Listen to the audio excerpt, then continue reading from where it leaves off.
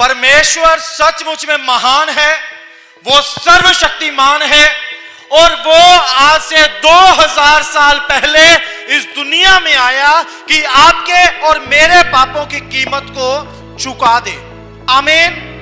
यीशु इसलिए आया कि वो हमारे लिए मारा जाए, कब्र में गाड़ा जाए, तीसरे दिन मुर्दों में से जी उठे और जितने उस पर विश्वास करें वो नाश ना हो परंतु अनंत जीवन को पाएं। आमीन। यीशु मसीह ने मारे जाने से पहले 39 कोड़े खाए कि उसके कोड़े खाने से हम चंगे हो जाएं। वो स्वर्ग को छोड़कर इस दुनिया में एक गरीब घर में पैदा हुआ और बाइबल में लिखा है वो इसलिए कंगाल हुआ कि उसके कंगाल हो जाने से हम धनी हो जाएं। आमीन। लेकिन क्या यीशु केवल इसीलिए आया है कि वो हमें चंगा करे, हमें धन की आशीष दे, हमारे दुखों को दूर करे, या वो हमें एक नया जीवन देने के लिए आया, हमें स्वर्ग में लेकर जाने के लिए आया, हमें अनंत जीवन की आशीष देने के लिए आया, हमें नरक से बचाने के लिए आया? हालेलुया। बहुत सारे लोग हैं लगातार कई सालों से यीशु के पीछे चलते हैं, अपने जीवन को यीशु मसीह को सौंप चुके हैं, लेकिन फिर भी चर्च में केवल चंगे होने के लिए आते हैं, केवल छुटकारा पाने के लिए आते हैं, केवल आशीषें पाने के लिए आते हैं, केवल धन की बरकत चाहिए, नौकरी चाहिए, बिजनेस चल जाए, बस इतना ही चाहिए। और जब इतना मिल जाता है चर्च आना बंद, यीशु के पीछे चलना बंद, घर में बाइबल पढ़ना बंद, महीने में एक बार मन करता है चर्च में आ जाते हैं, मन नहीं करता चर्च में नहीं आते। हालेलुया। प्रभु यीशु मसीह ने आपके गुनाहों को क्रूस के ऊपर उठाया है। कितने लोग इस बात को जानते हैं? हालेलुया। क्या वो इसलिए इतनी पीड़ा को सहकर गया कि आप उसको छोड़ दो? क्या वो इसलिए इतने दुख को उठाकर गया कि आप केवल चंगे होकर चले जाओ? वो यीशु इसलिए आया हम नाश ना हो, हम नरक में ना जाएं, हम उसके पीछे चले, और जब उसके पीछे हम चलते हैं हमें भी कीमत चुकानी पड़ती है। हालेलुया। यीशु मसीह ने हमारे लिए क्या कीमत चुकाई? अपने आप को सूली के ऊपर कुर्बान कर दिया। आमीन। अब हमें यीशु के पीछे चलना है तो हमें भी कीमत चुकानी पड़ेगी। बाइबल में लिखा है जो कोई अपने आप का इनकार ना करे और मेरे पीछे ना हो ले, मेरा चेला नहीं हो सकता। हालेलुया।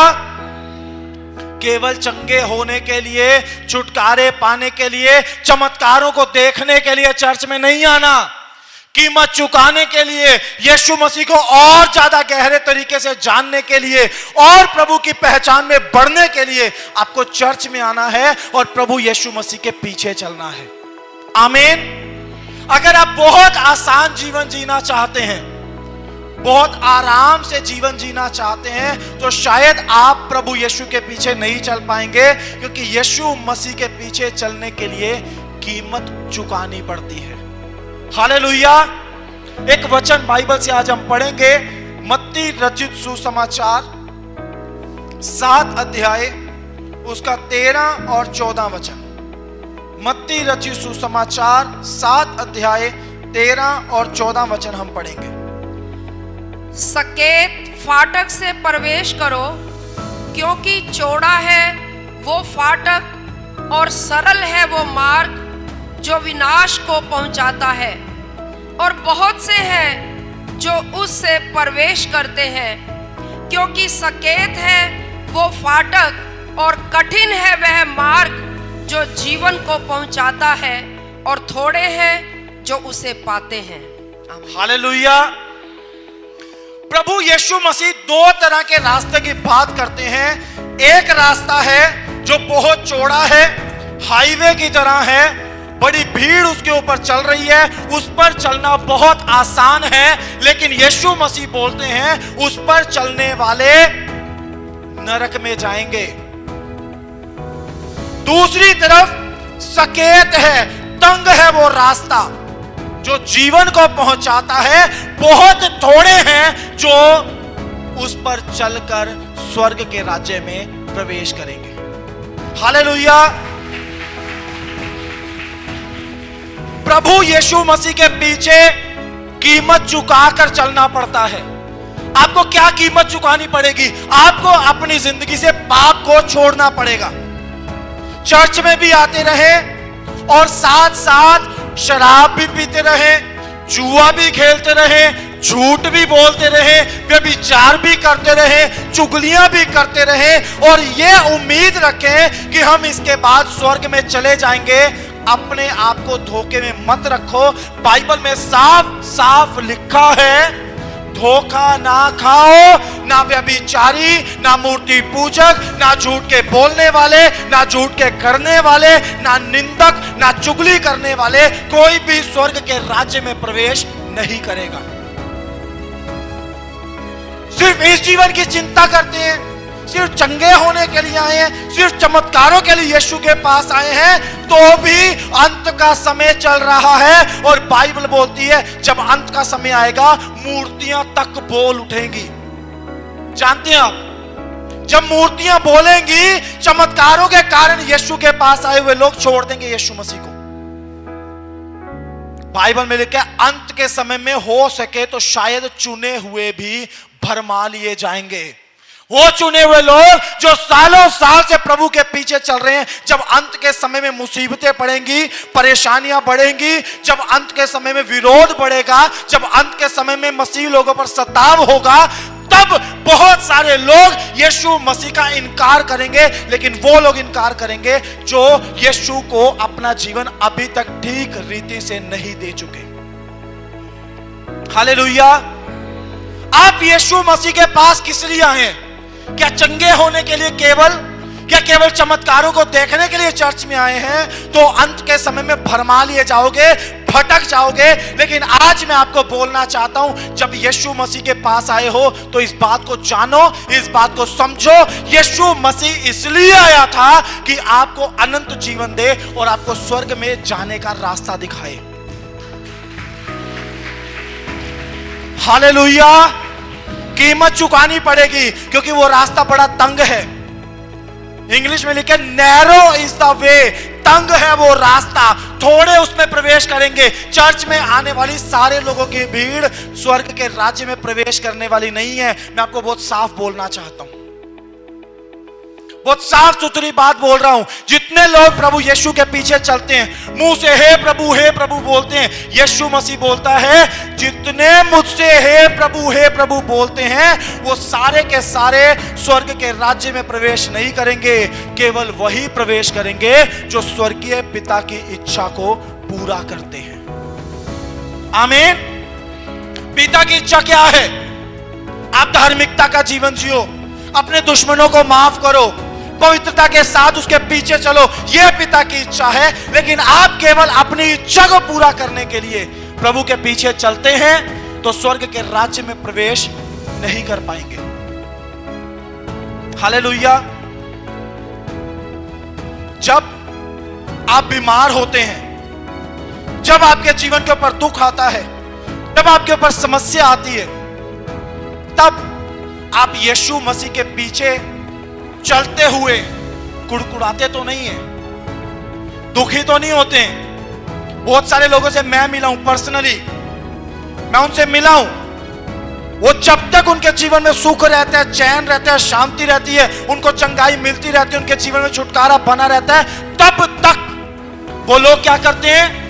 वो यीशु के पीछे चलते रहेंगे। पास्टर जी प्रभु का धन्यवाद हो, हम तो जब भी प्रार्थना करते हैं प्रभु सुनता है, हम तो जब भी कुछ मांगते हैं प्रभु दे देता है। बस पास्टर जी हम तो जिंदगी भर यीशु मसीह को नहीं छोड़ेंगे।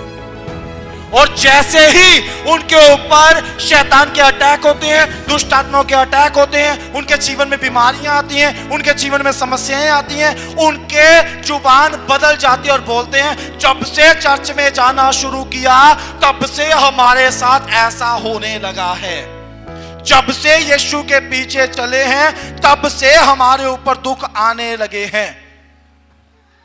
जानते हैं दुख क्यों आते हैं? क्योंकि जब आप यीशु मसीह के पीछे चलते हो, शैतान आपका विरोध करता है, शैतान आपको पूरी तरह से निराश करने की कोशिश करता है, शैतान आपके विश्वास को कमजोर करने की कोशिश करता है, शैतान आपके जीवन में परीक्षाओं को लेकर आता है। लेकिन यीशु मसीह आपके साथ है, वो छुड़ा लेगा, वो बचा लेगा। आमीन। वो रास्ता तंग जरूर है, वो रास्ता मुश्किल जरूर है जिस पर चलकर स्वर्ग में जा सकते हैं, लेकिन उस रास्ते पर आपका और मेरा जिंदा खुदा आपके साथ है। आमीन। वो आपको हिम्मत देगा, वो आपको ताकत देगा, वो आपको छुड़ा लेगा, वो आपका हाथ थाम कर आपको अनंत जीवन में लेकर जाएगा। लेकिन आपको भी कीमत चुकाने के लिए तैयार रहना है। आमीन। हालेलुया। आप यीशु मसीह के साथ अपनी जिंदगी को बिताना चाहते हो, आप स्वर्ग में जाना चाहते हो, लेकिन आप अपने आप का इनकार करने के लिए तैयार नहीं है, आप दूसरों को माफ करने के लिए तैयार नहीं है, आप शत्रुओं से प्रेम करने के लिए तैयार नहीं है, स्वर्ग में नहीं जा सकते। यीशु मसीह बोलता है अपने सताने वालों के लिए प्रार्थना करो। आमीन। अपने शत्रुओं से प्रेम करो। मत्ती 5:44 में घर जाके पढ़ लेना। अपने शत्रुओं से प्रेम करो, अपने सताने वालों के लिए प्रार्थना करो। लेकिन हम क्या बोलते हैं? हम बोलते हैं जो हमें जय मसीह की बोलेगा हम उसी को जय मसीह की बोलेंगे, जो हमसे अच्छा व्यवहार करेगा हम उसी से अच्छा व्यवहार करेंगे, जैसा कोई हमारे साथ हम भी उसके साथ वैसे ही हैं जी। हम तो किसी के साथ गलत नहीं करते, पर जो गलत करता है हम तो उसके साथ वैसे ही हैं जी।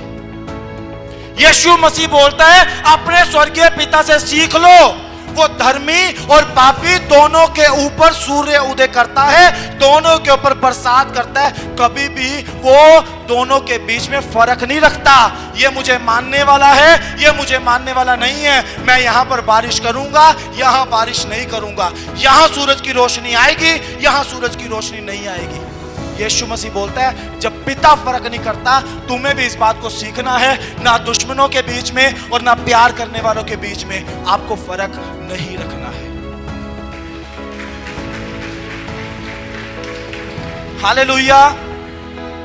यीशु मसीह एक और उदाहरण देते हैं। यीशु मसीह बोलते हैं यदि कोई तुम्हारे साथ भला करता है और तुम भी उसके साथ भला करते हो तो कौन सा बड़ा काम करते हो?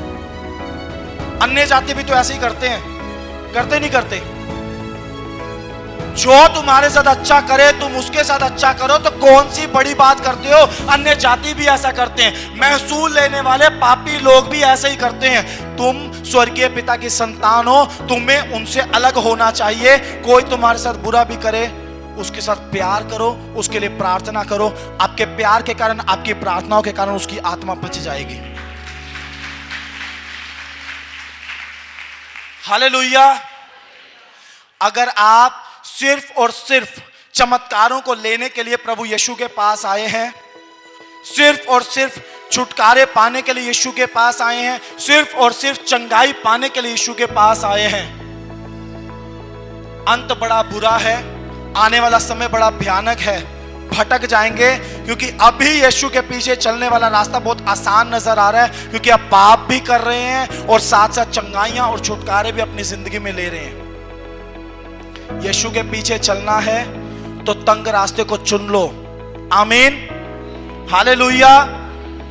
भजन संहिता 1 अध्याय जब पढ़ोगे ना तो उस 1 अध्याय को ध्यान से पढ़ना। 2 तरह के लोगों की बात वहां पर परमेश्वर का वचन करता है। एक जो धर्मी है, जो दुष्टों की युक्ति पर नहीं चलता, ठट्ठा करने वालों के साथ नहीं बैठता, जो पापियों के मार्ग में खड़ा नहीं होता, उसके बारे में बाइबल बोलती है वो ऐसा है जैसा नदी के किनारे पेड़ लगाया गया है, उसको किसी की मदद की जरूरत नहीं है, समय आने पर अपने आप फलवंत होता जाता है। आमीन। वही दूसरा मनुष्य है जो दुष्ट है और उसके बारे में बाइबल बोलती है वो किसकी तरह? भूसी की तरह उड़ाया जाता है, उसका पता नहीं चलता कब आया कब चला गया।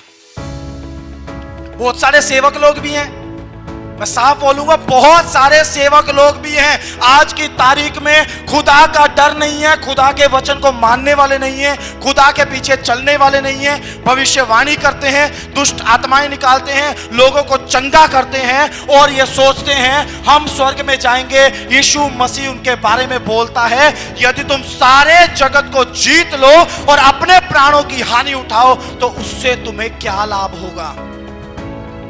यीशु मसीह बोलता है, वो मुझसे आके कहेंगे, प्रभु तेरे नाम से भविष्यवाणियां नहीं की क्या? तेरे नाम से हमने बीमारों को चंगा नहीं किया क्या? तेरे नाम से हमने इतनी सारी दुष्ट आत्माएं भी तो निकाली थी। यीशु मसीह बोलेगा, उस दिन, न्याय के दिन मैं उनको बोल दूंगा, मैंने तुम्हें कभी नहीं जाना। जिनके द्वारा चमत्कार हो रहे हैं, जिनके द्वारा चंगाई और छुटकारे हो रहे हैं, अगर वो गलत काम करेंगे तो यीशु मसीह उनके बारे में बोलता है, मैं तुम्हें नहीं जानता। तो सोचो, जो भविष्यवाणियां लेने के लिए आए हैं, जो चंगे होने के लिए आए हैं, जो छुटकारे पाने के लिए आ रहे हैं, अगर वो सही नहीं चलेंगे तो यीशु मसीह उनको कैसे पहचानेगा? न्याय के दिन यीशु मसीह उनमें से किसी को पहचानने वाला नहीं, जो अपनी मर्जी करते हैं, जो अपवित्रता के साथ चलते हैं, जो पाप और बुराई में जीवन बिताते हैं और ये सोचते हैं हम स्वर्ग में चले जाएंगे। धोखे में मत रहो, धोखे में मत रहो। आज खुदा की तरफ से मैं आपको वार्न कर रहा हूं, मैं आपको चेतावनी दे रहा हूं, धोखे में मत रहो। आप प्रभु यीशु मसीह के पीछे आए हो तो कीमत चुकाना शुरू करो, पश्चाताप का जीवन जियो, गुनाहों से मन फिराओ और पवित्रता के साथ प्रभु के पीछे चलो, क्योंकि बहुत थोड़े हैं जो उसके राज्य में प्रवेश करेंगे। दुआ करो कि उन थोड़ों में आपका भी नाम हो जाए। आमीन, हालेलुया। अब सोचो, अब सुबह से लेकर शाम तक सारा दिन खुदा की उपस्थिति में समय बिताने की बजाय आप सारा का सारा दिन दूसरों की चुगलियां करने में बिताते हो, सारा का सारा दिन आप चैटिंग करने में बिताते हो, सारा का सारा दिन आप संसारिक गाने सुनने में, संसारिक फिल्में देखने में बिताते हो, सारा का सारा दिन आप बुरे कामों में व्यतीत करते हो और उसके बाद आप उम्मीद रखते हो कि परमेश्वर आपको स्वर्ग में लेकर जाएगा। आप धोखे में हो, धोखे में मत रहो। जब यीशु ने आपके लिए कीमत को चुकाया है, आपको भी यीशु के पीछे चलने के लिए कीमत को चुकाना है। मन फिराव करो, पश्चाताप करो, गुनाहों को प्रभु के सामने मानो, बुरे कामों को छोड़ो। बहुत सारे लोगों को धार्मिकता का भी घमंड है। पास्टर जी मैं इतनी दुआ करती हूं, मैं इतनी दुआ करता हूं, इसी बात का घमंड है। मेरे जीवन में व्यभिचार का पाप नहीं है, फलाने तो व्यभिचार में गिरा हुआ है। मैं नशा नहीं करता, वो तो नशे करता है। मैं इतने घंटे प्रार्थना करती हूँ, इतने घंटे प्रार्थना करता हूं, वो तो कुछ भी नहीं करता। बाइबल में लिखा है, दोष मत लगाओ कि तुम पर भी दोष ना लगाया जाए। आमीन। धार्मिकता का घमंड भी जीवन में नहीं होना चाहिए। एक भाई आया हमारे पास ट्रेनिंग करने के लिए, बीटीएच की ट्रेनिंग करने के लिए आया था वो भाई। वो हर एक से पूरे बैच में 20-25 स्टूडेंट थे उस बैच में। मैंने भी उस बैच को पढ़ाया, पास्टर सतबीर ने पढ़ाया, बिशप साहब ने पढ़ाया। वो बैच में हर एक से यही पूछता था, आप कितनी देर प्रार्थना करते हो जी? सामने वाले ने बोला 1, 1.5, 2 घंटे। मैं 8 घंटे दुआ करता हूं। आप कितनी देर करते हो जी? मैं 8 घंटे दुआ करता हूं। जितने दिन वो बाइबल स्टडी चली, उतने दिन उसका एक ही सवाल, उसका एक ही जवाब, मैं 8 घंटे दुआ करता हूं। आज उस ट्रेनिंग को कंप्लीट हुए 5 साल हो चुके हैं। 5 साल बाद भी उसके पास कोई सेवकाई नहीं है। कारण उसके जीवन में आत्मिकता का घमंड है और उस घमंड के कारण वो कभी नहीं बढ़ सकता। बाइबल में लिखा है, परमेश्वर दीनों पर अनुग्रह करता है। अपने आप को छोटा बनाओगे, नम्र हो जाओगे, दीन हो जाओगे, परमेश्वर आपको बड़ा करेगा। बाइबल में लिखा है, जो कोई तुम में बड़ा होना चाहे सबका दास बने। आमीन, हालेलुया। आप चाहते हो प्रभु आपको बढ़ाए, छोटे हो जाओ, दीन हो जाओ। ना तो धार्मिकता का घमंड हो, ना आपकी पढ़ाई का, ना आपके रुपए पैसे का। आमीन। खुदा को घृणा है घमंडियों से। बाइबल में लिखा है गिरने से पहले घमंड होता है। अगर किसी बात का घमंड आपके जीवन में है तो समझ लो अगला स्टेप आपका गिरना है, आप बच नहीं सकते। हालेलुया। यीशु मसीह के पीछे चल रहे हो, घमंड से पश्चाताप करो। यीशु मसीह के पीछे चल रहे हो, व्यभिचार से पश्चाताप करो। हालेलुया। व्यभिचार के पाप को लोग बड़े हल्के में लेते हैं। ये जो शरीर है ना, प्रभु यीशु मसीह ने आपको दिया है। बाइबल इसके बारे में बोलती है ये शरीर पवित्र आत्मा का मंदिर है। किसका मंदिर है? पवित्र आत्मा का मंदिर है। जब आप व्यभिचार करते हैं, आप इस शरीर को गंदा करते हैं, और बाइबल में लिखा है जो इस शरीर को नाश करेगा, परमेश्वर बोलता है मैं उसको नाश करूंगा। अगर व्यभिचार का पाप जीवन में है, प्रभु के पीछे भी चल रहे हैं, व्यभिचार भी करी जा रहे हैं और सोचेंगे पवित्र आत्मा आपके अंदर है, धोखे में है। पवित्र आत्मा आपके अंदर हो ही नहीं सकता, आपके साथ पवित्र आत्मा हो ही नहीं सकता। जब तक आप मन ना फिराएं, जब तक आप पश्चाताप ना करें, आप जीवन में कभी प्रभु को अपने साथ लेकर नहीं चल सकते। हालेलुया। व्यभिचार सिर्फ ये नहीं है फिजिकली आए और संबंध बनाए, व्यभिचार तो ये भी है। यीशु मसीह बोलता है यदि तूने कुदृष्टि ही कर ली, किसी को बुरी नजर से ही देख लिया, तो तू उसके साथ अपने मन में व्यभिचार कर चुका है। हालेलुया।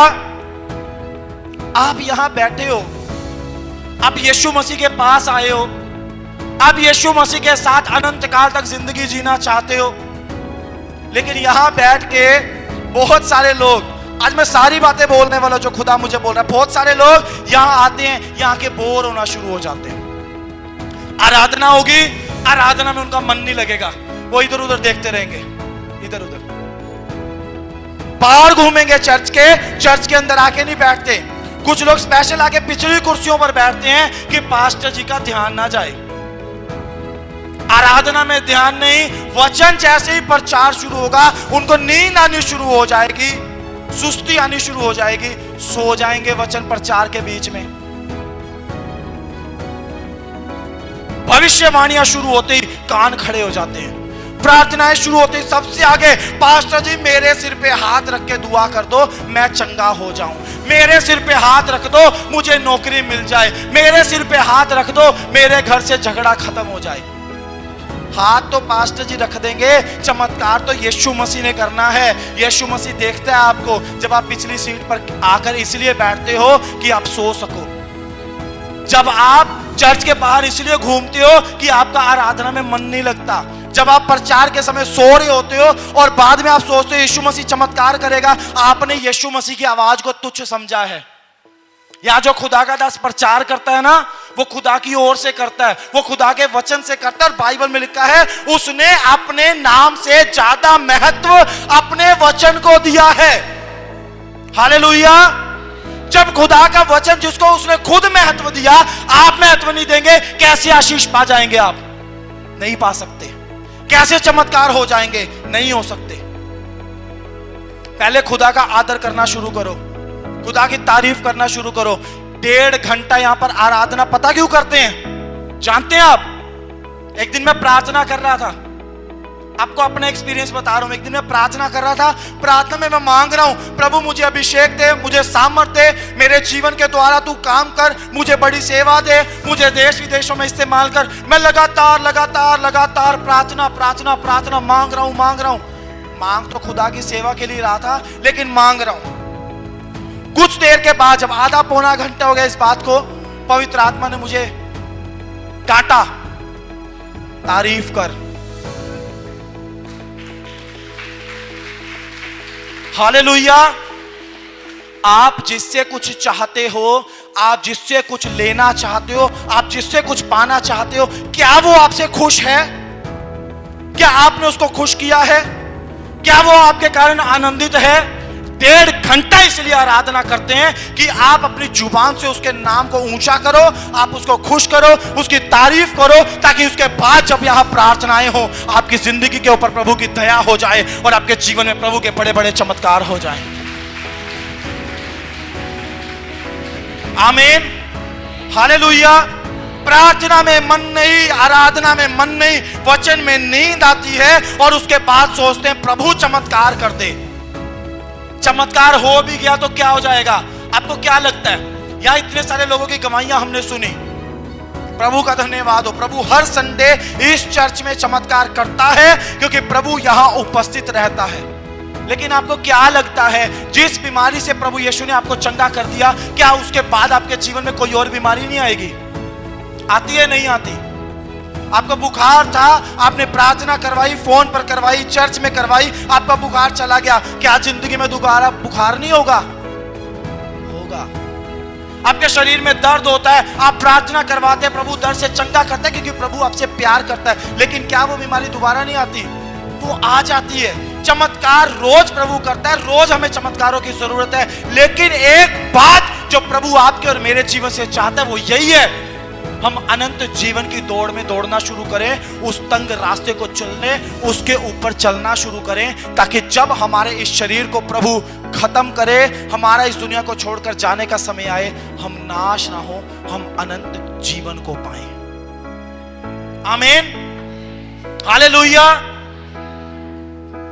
मैंने लोगों के जीवन को ऑब्जर्व किया है, ऑब्जर्व। मैंने सच में बड़े ध्यान से लोगों को बड़े करीब से देखा है और 90% लोगों के जीवन में एक बात देखी है, उनको अनंत जीवन की कोई परवाह नहीं है। बहुत सारे लोगों का विश्वास तो केवल इतना है, स्वर्ग नरक किसने देखा जी, जो कुछ है यहीं पर है, यहां पर अच्छे से जिंदगी निकल जाए, इतना बहुत है। मैं आपको बोल रहा हूं, ये जिंदगी एक झूठ है, इसको खत्म होना ही होना है। कोई 30 में चला जाएगा, कोई 80 में जाएगा, कोई 50 में जाएगा, कोई 60 में जाएगा, लेकिन इसके बाद का जो जीवन है ना, वो हमेशा के लिए कभी खत्म नहीं होना। उसकी चिंता करनी शुरू कर दो, उसके बारे में सोचना शुरू कर दो। यहां गरीबी में बिता लो, कंगाली में बिता लो, दुख में बिता लो, बीमारी में बिता लो, धन्यवाद करो और पवित्रता के साथ प्रभु के पीछे चलो, ताकि जब इस जीवन का अंत आए, आप अनंत काल तक प्रभु यीशु मसीह के साथ जियो। हालेलुया। अभी मैं पूछूं, आप लोग कितनी प्रार्थना करते हैं? बहुत सारे लोग बोलेंगे जी इतनी देर या इतने घंटे प्रार्थना करते हैं। और मैं दूसरी सवाल पूछूंगा ना कि उसमें क्या मांगते हैं? बहुत सारे लोग सिर्फ इतना मांगते हैं, सिर्फ और सिर्फ इतना मांगते हैं, प्रभु मुझे मेरी लाइफ में सक्सेसफुल कर दे, प्रभु मुझे सेटल कर दे, प्रभु शादी करा दे, प्रभु मकान दे दे, प्रभु दुकान दे दे, प्रभु बिजनेस ब्लेस कर दे, जो सेवा में बढ़ना चाहते हैं प्रभु दान वरदान दे दे। क्या बोलते हैं? प्रभु अनंत जीवन पाना है, प्रभु पवित्रता दे, प्रभु तेरे लिए दुख उठाने का अनुग्रह दे, प्रभु तेरे लिए कीमत चुकानी सिखा, प्रभु मुझे उस सकरे मार्ग पर चलने के लिए हिम्मत दे दे। बहुत कम लोग होंगे, इसीलिए तो लिखा है थोड़े प्रवेश करेंगे जिनको परवाह है, जो हर रोज सोचते हैं मुझे स्वर्ग में जाना है, मुझे अनंत जीवन पाना है, मुझे परमेश्वर के साथ अपनी जिंदगी को जीना है, वो थोड़े प्रवेश करेंगे। कितने लोग हैं जो अनंत जीवन के लिए प्रार्थना करते हैं? झूठे हाथ मत खड़े कर देना, खुदा की उपस्थिति उसका भय मान के ही हाथ खड़े करना। जो अनंत जीवन को पाने के लिए प्रार्थना करते हैं, हाथ उठाओ। क्या बोला था? थोड़े प्रवेश करेंगे। 10% से भी कम लोग हैं। सिर्फ चंगाइयां और छुटकारे पाने के लिए यीशु के साथ मत चलो, अनंत जीवन की परवाह करनी शुरू करो, अनंत जीवन के लिए प्रार्थना करना शुरू करो। आमीन। मैंने बहुत सारे लोगों को देखा, बच्चे की आशीष पाने के लिए यीशु मसीह के पास आए, बच्चे की आशीष नहीं मिली, लेकिन आज भी यीशु मसीह के साथ हैं, क्योंकि यीशु के पास आने के बाद उनको पता चल गया यीशु मसीह को छोड़ के दूसरा कोई नहीं है। हालेलुया। बहुत सारे लोग हैं चंगे होने के लिए, छुटकारा पाने के लिए यीशु के पास आए, आज भी चंगाई का इंतजार है, लेकिन यीशु मसीह को नहीं छोड़ा, क्योंकि वो जानते हैं अनंत जीवन केवल यीशु मसीह ही दे सकता है। हालेलुया। आज आपको इतनी सी बात बताना चाहता हूं, हिला के आपको शेक करना चाहता हूं कि आप होश में आओ और आपको पता चले कि अनंत जीवन एक सच्चाई है, उसके बारे में आपको तैयारी करनी है। बिना तैयारी के कोई भी अनंत जीवन में प्रवेश नहीं कर सकता, उसकी तैयारी हर रोज करनी जरूरी है।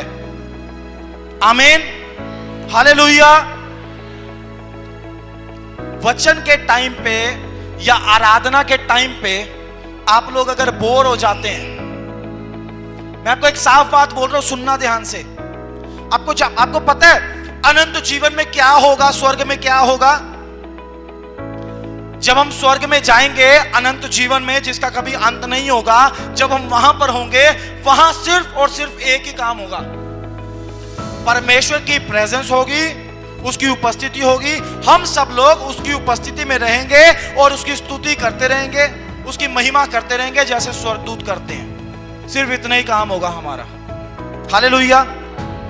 वहां 2400 घंटे, 7 दिन, पूरा साल, सारी जिंदगी, अनंत काल तक हमें इतना ही काम करना है, खुदा की स्तुति स्तुति स्तुति करनी है।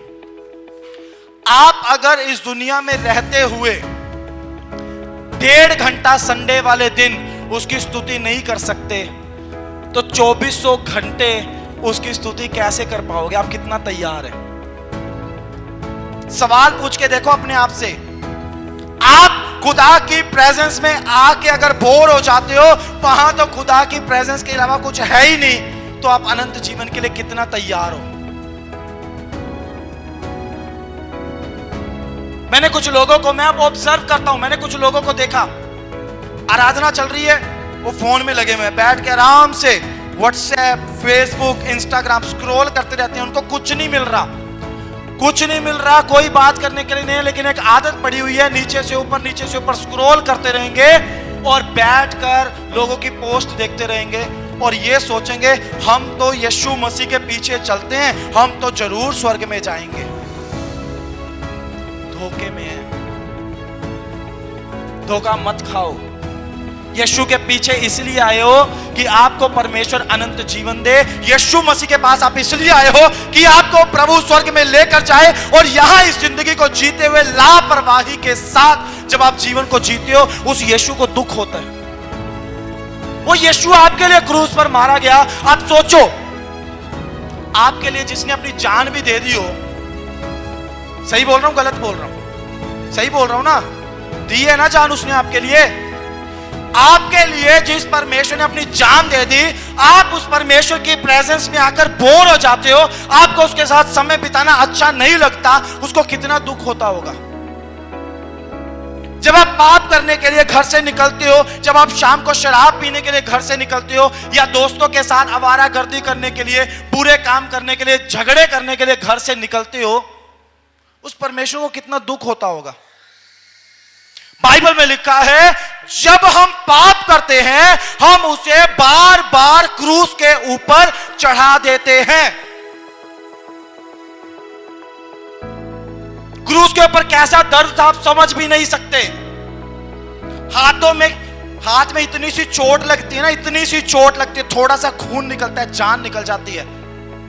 और उसने जिंदा था वो जब उसके हाथों में कीलें काट दी, जिंदा था वो जो उसके पैरों में कीलें काट दी और उसको क्रूस के ऊपर लटकाया। 6 घंटे तक तड़प तड़प कर उसने अपने शरीर का एक एक कतरा खून का बहा दिया, और लास्ट में खून नहीं बचा। जब उसके पेट में भाला मारा था ना, पानी निकला था उसके पेट के अंदर से, एक एक कतरा उसने खून का बहा दिया। इतना दर्द उसने इसलिए उठाया कि आपको स्वर्ग में लेकर जाए। और आज आपके पास फेसबुक, इंस्टाग्राम, व्हाट्सएप के छोड़ के उसकी उपस्थिति में बिताने के लिए टाइम ही नहीं है, प्रार्थना करने के लिए टाइम ही नहीं है, आराधना करने के लिए हाथ ही नहीं उठते, तालियां नहीं बजती। थोड़ी देर खड़े होंगे, थक जाएंगे। आप 1.5 घंटा नहीं खड़े हो सकते, वो 6 घंटे आपके लिए लटका रहा क्रूस के ऊपर।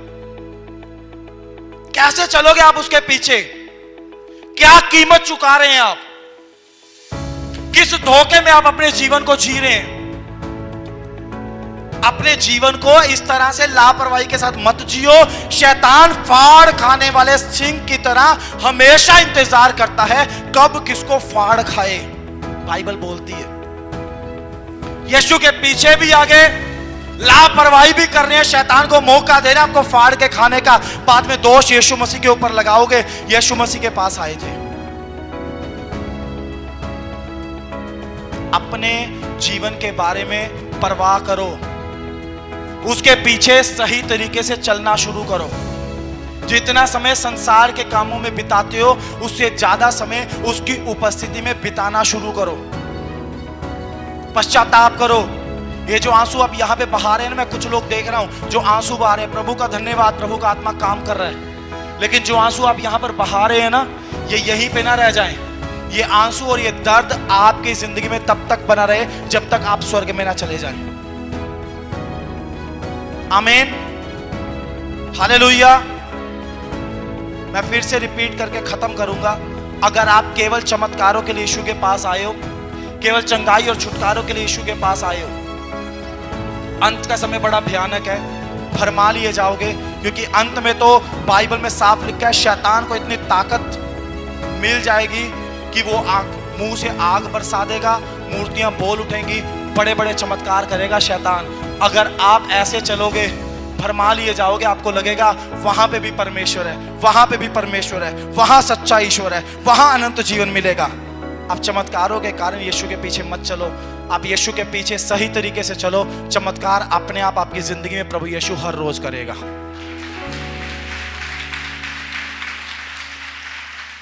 हालेलुया। आपके इस जीवन से ज्यादा परवाह प्रभु यीशु मसीह को आपके अनंत जीवन की है। आमीन। इस जीवन की भी बड़ी चिंता करता है प्रभु, इसीलिए आपकी बीमारियों के लिए कोड़े खाए, इसीलिए लिखा है उसने हमारे रोगों को सह लिया। आप बीमार ना रहो, आप चंगे रहो, आप सुख के साथ जीवन को जियो, इसीलिए यीशु ने कीमत चुकाई। लेकिन केवल आप उसी के पीछे चलते रहो, अनंत जीवन के बारे में सोचना ही छोड़ दो, गलत है। आप जानते हैं प्रभु यीशु मसीह के 12 चेले थे। कितने? यहूदा इस्करियोती ने आत्महत्या की, उसकी जगह मत्तिया आ गया। 12 चेले थे। 12 के 12 चेलों में से एक चेला था जो अपनी सही मौत मरा, नेचुरल डेथ। उसमें से 11 चेलों को पता कैसे मारा था लोगों ने? आरे से चीर के, तलवार से मार दिया, भाले से मार दिया, काट दिए, उल्टे क्रूस के ऊपर लटका के मार दिया। एक भी अपनी नेचुरल मौत नहीं मरा। जो एक अपनी नेचुरल डेथ को देखा, उसके साथ भी जानते क्या हुआ? उसको जलते हुए तेल के कढ़ाई में डाल दिया, वो उसमें से बच गया, तो उसको एक दूर पतमुस टापू के ऊपर भेज दिया।